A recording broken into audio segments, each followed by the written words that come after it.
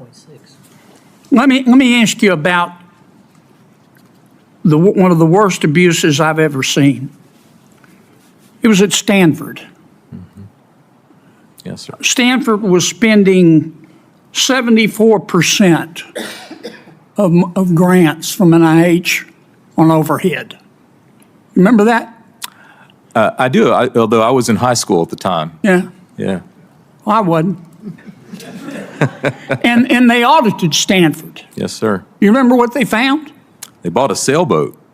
They found that Stanford was spending some of that money to pay the salaries of the employees at a Stanford-owned shopping center, didn't they? I don't remember that part. I do. But yeah, okay.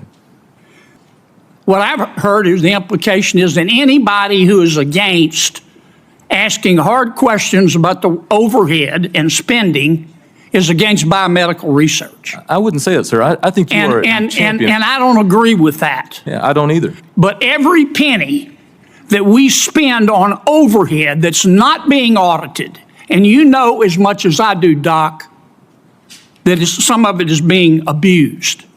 Ladies and gentlemen, patriots of America, welcome back to the channel. Today we've got an absolutely stunning clip to react to. It features none other than Senator John Kennedy, one of the few voices of reason left in Congress, grilling Dr. Periq over the outrageous misuse of taxpayer money at places like Stanford University. And let me tell you, if you're as tired as I am of the left-wing bureaucratic elites wasting our money, then you'll appreciate this. Now, right off the bat, I've got to say this. Senator Kennedy doesn't hold back. He's the kind of politician we need more of in Washington. This man doesn't play around. He's got common sense and a backbone, two things that seem to be in short supply in the current administration, especially when it comes to handling taxpayer dollars. Let's break this down, folks. Senator Kennedy. Dr. Periq, am I saying that right? You are. Thank you. Do you know anybody who's against biomedical research? I do not know anybody that's against biomedical research, but I know some. That's like being against children, isn't it? It is. It's like being against world peace, isn't it? It is. It's like being against golden retrievers, isn't it? There's some people that argue there. Okay. Well, let's get that out of the way.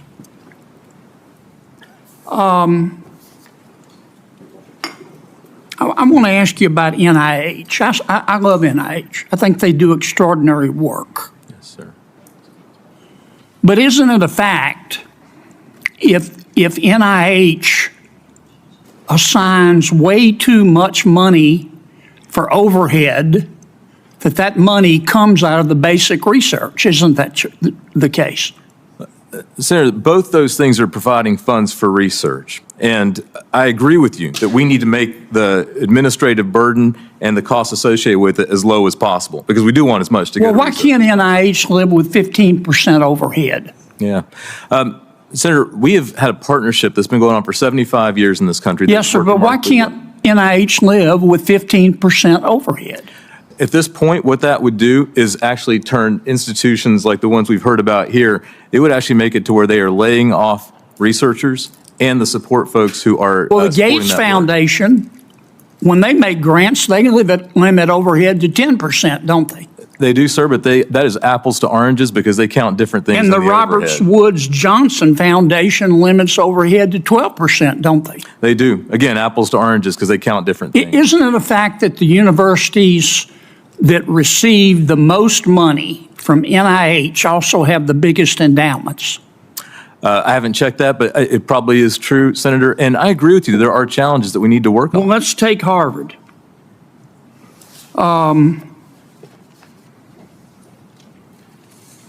69 cents out of every dollar from NIH given to Harvard goes to overhead. No, sir, it's 69 cents out of every $1.69. It's on top of, it's not within. Okay.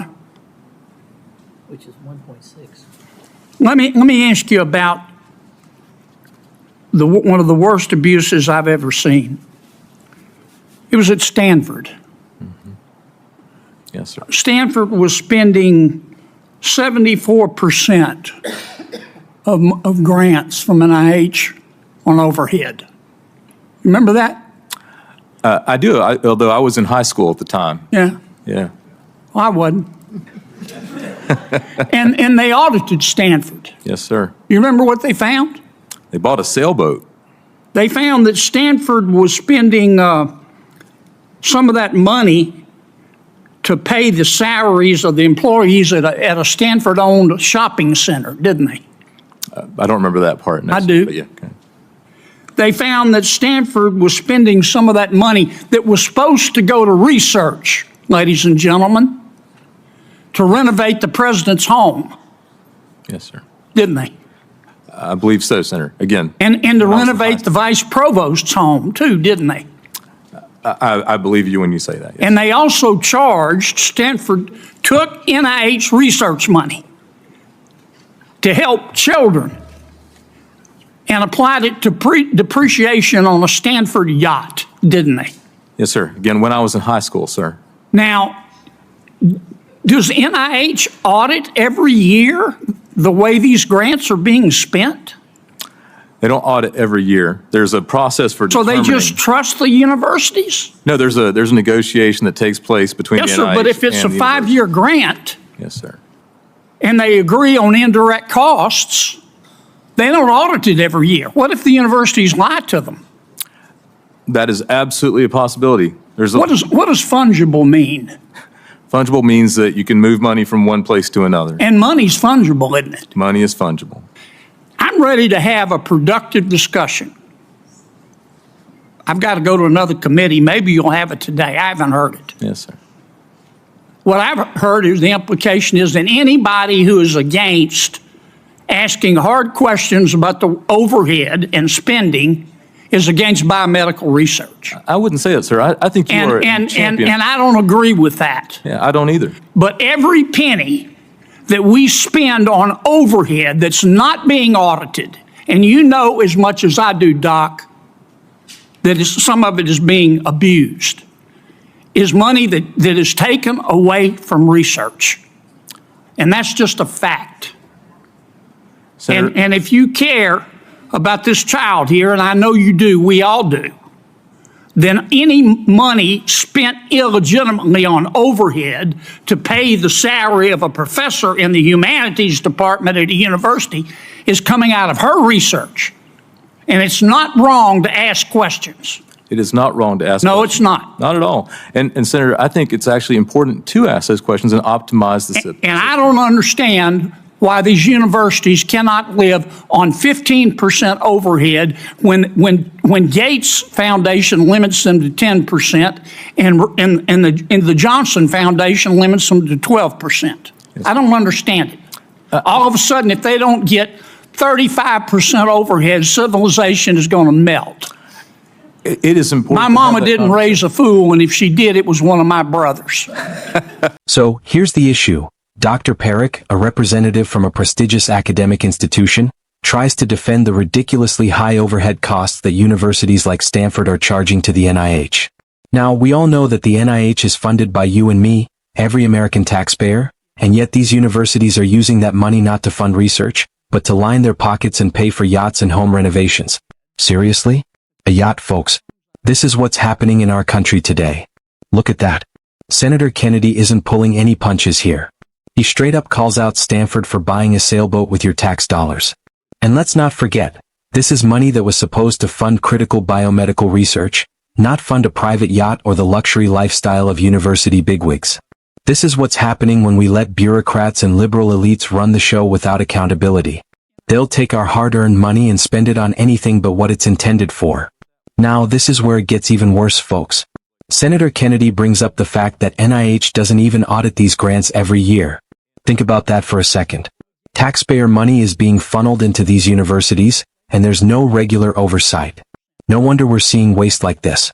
Universities are getting away with whatever they want, and there's little to no accountability from the government. And who's left holding the bag? You and me, the working class. And let's talk about that overhead percentage, shall we? We're talking about institutions like Harvard and Stanford who are getting massive amounts of NIH funding, yet they're taking a huge chunk for themselves in overhead costs. Harvard, for example, takes 69% of every NIH dollar for overhead. That's insane. And then you've got Stanford, spending 74% of NIH grants on overhead. It's not just administrative costs either, it's things like home renovations, yacht payments, and who knows what else. This is a classic example of liberal elites abusing the system, folks. And this is the kicker right here. Senator Kennedy brings up the Gates Foundation, which limits overhead to just 10%, and the Johnson Foundation, which limits it to 12%. But these institutions, these so-called higher education establishments, are demanding 35% and even 74% in some cases. That's what happens when these universities get cozy with the government and forget they're supposed to be serving the public, not just padding their own pockets. Now, let me tell you something, folks. This is a perfect example of what happens when we let the government give handouts without demanding accountability. These universities have massive endowments, money that could be used to fund research without relying on taxpayer dollars, but instead they turn to you for more and more funding. And what do they do with it? They use it to pay their overpaid administrators and fund their cushy lifestyles, all while pretending that they're somehow above being questioned. Well, guess what? I'm not buying it, and neither should you. Okay, so Dr. Periq finally admits that it's important to ask questions. Good. But let's be honest, this shouldn't even be up for debate. We should have been asking these questions years ago. The fact that this is just now coming to light tells you everything you need to know about the culture of waste in these academic institutions. They've gotten too comfortable, and they've been taking advantage of the American people for far too long. And here's the thing. As a right-wing patriot, I believe in accountability. I believe in hard work, personal responsibility, and keeping the government in check. When you're using taxpayer dollars, you need to be accountable. You need to show where that money is going and make sure it's being used for the purpose it was intended. No one is saying we should stop funding biomedical research. What we're saying is that the funds should go where they're needed, into the research, not into the pockets of bureaucrats and university elites. Now, that line from Senator Kennedy, "My mama didn't raise a fool," that's the attitude we need more of in Washington. We need leaders who aren't afraid to stand up to the establishment, who aren't afraid to ask the tough questions, and who aren't afraid to call out corruption when they see it. Because that's what this is, corruption. Plain and simple. Look, folks, we can't afford to let these universities keep abusing the system. We can't afford to keep wasting taxpayer dollars on luxury yachts and home renovations while real research is underfunded. It's time for change, and it's time for us to hold these institutions accountable. We need more voices like Senator Kennedy's, voices that are willing to stand up for the American people, for hardworking taxpayers, and for the future of our nation. Thanks for tuning in today, folks. If you believe in accountability, if you believe in putting America first, hit that like button, share this video, and subscribe to the channel for more reactions and in-depth discussions. Let's keep the pressure on Washington, let's keep the pressure on these universities, and let's make sure that our money is used to support research, not to fund lavish lifestyles. God bless you and God bless America.